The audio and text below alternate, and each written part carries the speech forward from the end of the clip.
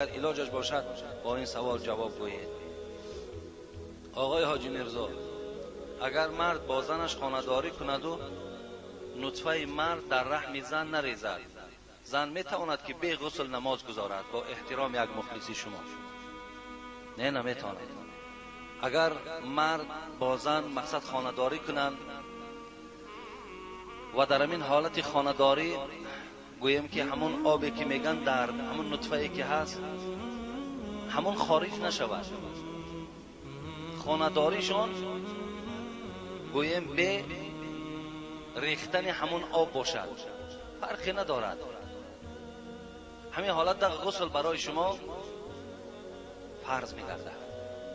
اگر همین حالتی که داخل شدن مرد در زن به ریختن آبم باشد غسل واجب می شود. اگر همین صورت میگه در حیوان شود، اینجا غسل واجب نمی شود.